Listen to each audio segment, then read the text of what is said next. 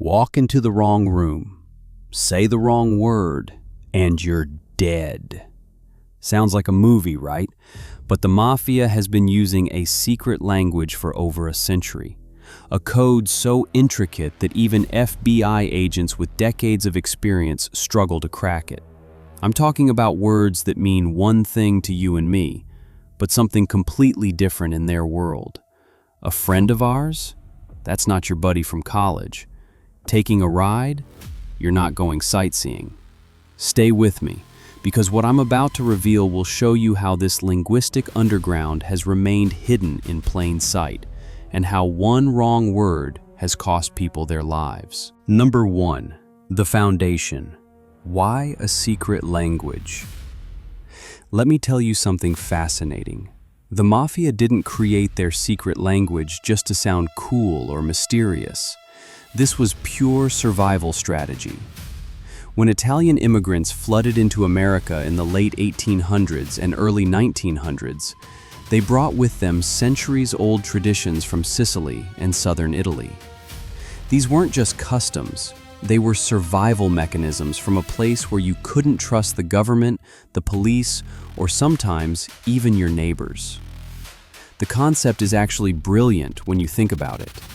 The Mafia needed to communicate openly without revealing their activities. Imagine running a massive criminal organization where one wiretap, one informant, one slip of the tongue could bring down your entire empire. They couldn't just stop talking, right?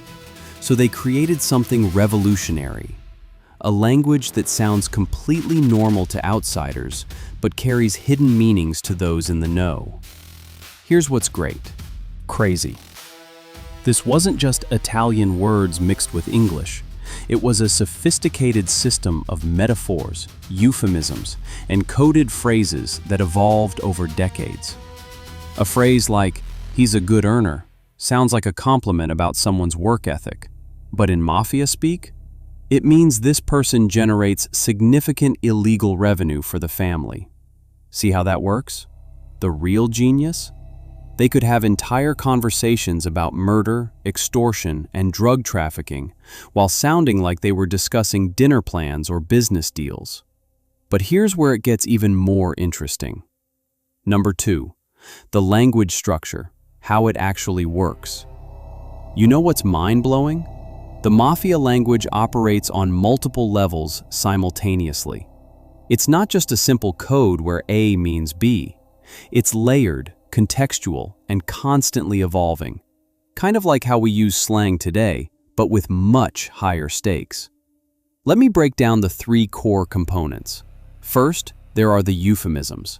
These are indirect phrases that mask violent or illegal activities.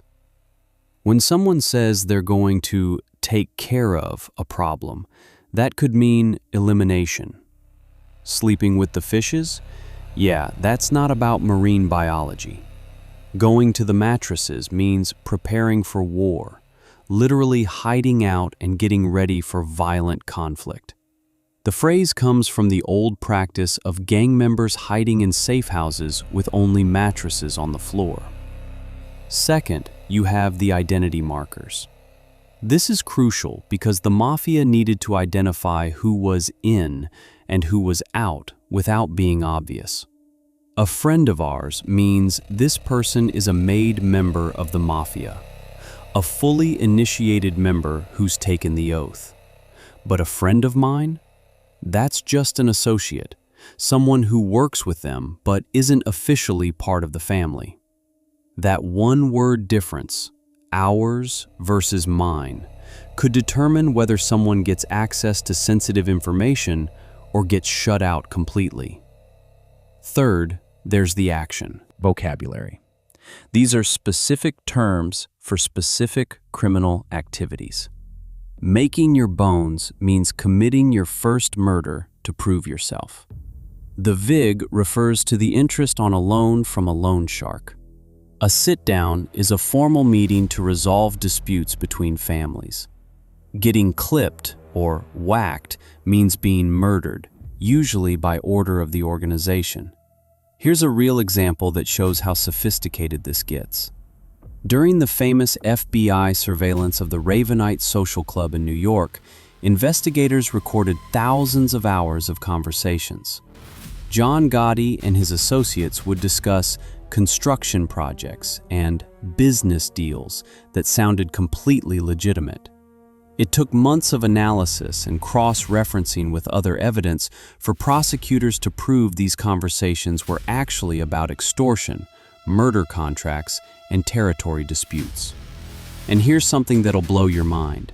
Sometimes they deliberately mix real business with criminal business in the same conversation, making it nearly impossible to separate legal from illegal activities.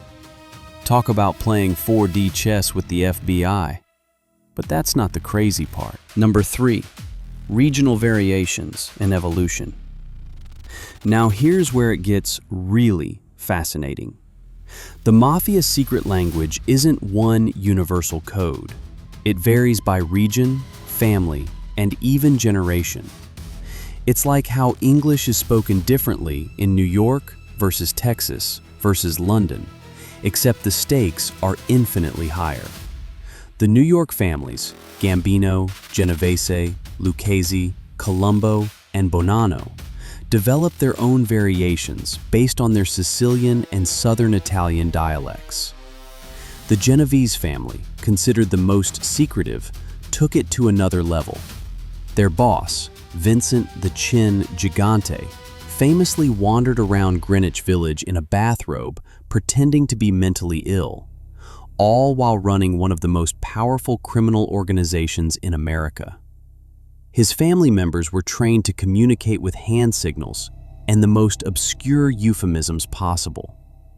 Chicago's outfit had its own linguistic quirks, influenced by the mix of Italian, Irish, and Jewish gangsters who worked together during Prohibition.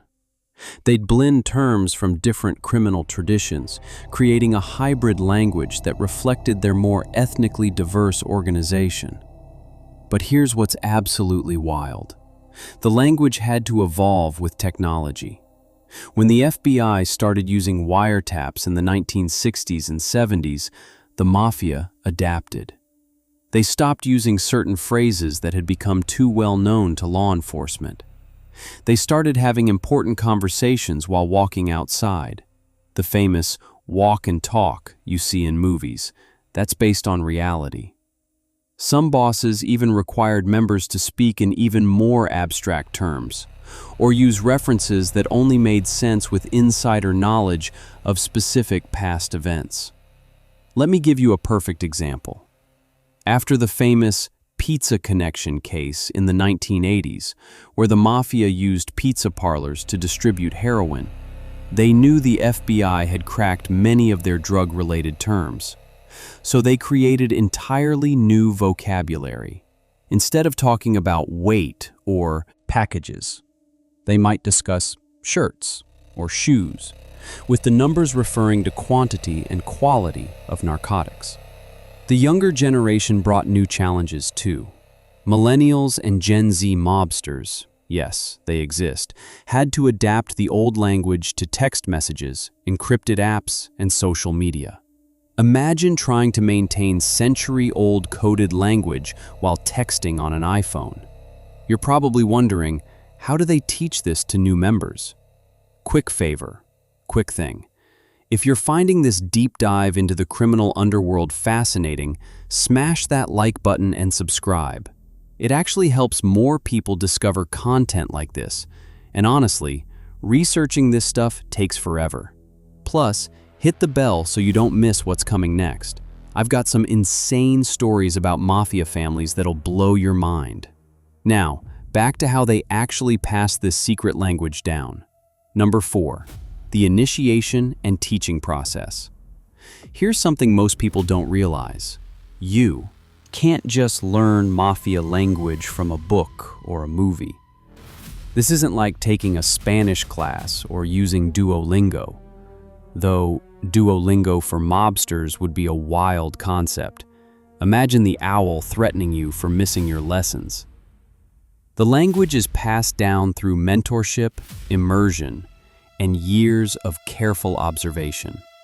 When someone is being groomed for membership, they're assigned to work with made members, usually starting in their teens or early 20s. This isn't formal education, it's absorption.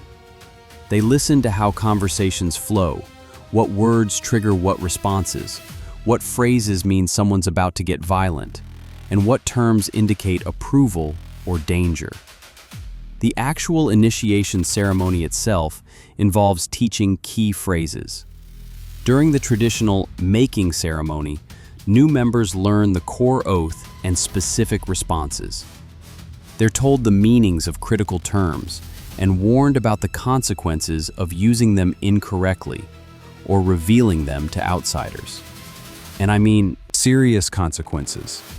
We're talking about an organization where breaking the code of silence, omerta, traditionally meant death. Here's a chilling real-world example. Joseph Pistone, the FBI agent who infiltrated the Mafia as Donnie Brasco in the 1970s, spent 6 years learning the language, customs, and behavior patterns.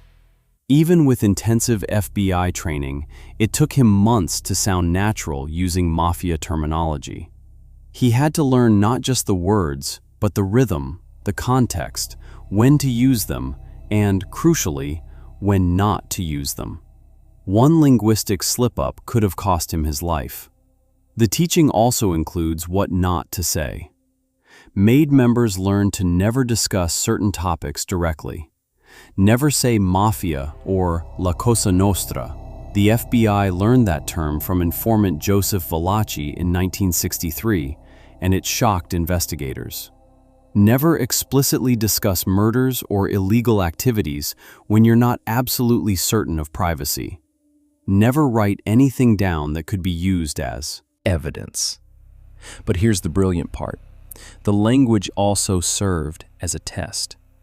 If someone used terms incorrectly or seemed too curious about specific phrases, it raised red flags.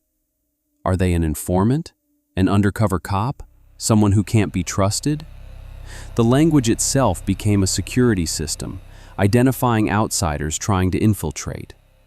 And this brings us to perhaps the most fascinating aspect. Number 5. How law enforcement cracked the code.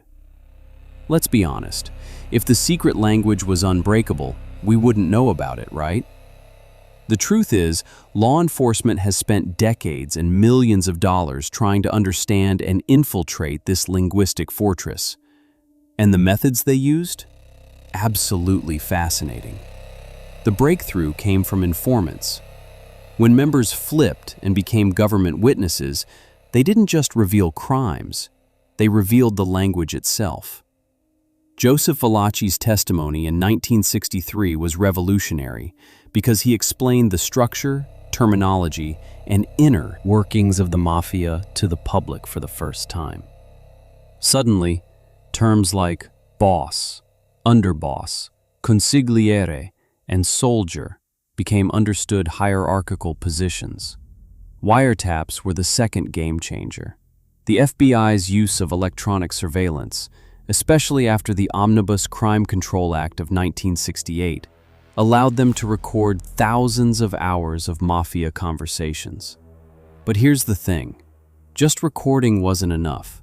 They needed linguists, cultural experts, and Italian-American agents who understood the dialects and cultural context.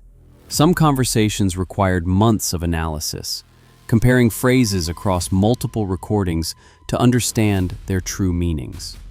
The famous Mafia Commission trial in 1985 to 1986 relied heavily on recorded conversations where bosses discussed construction, unions, and business deals. Prosecutors had to prove to juries that these seemingly legitimate terms were actually code for extortion, murder, and racketeering.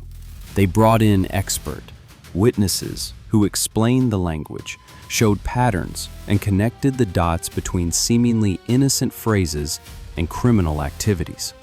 RICO laws, Racketeer Influenced and Corrupt Organizations Act, changed everything.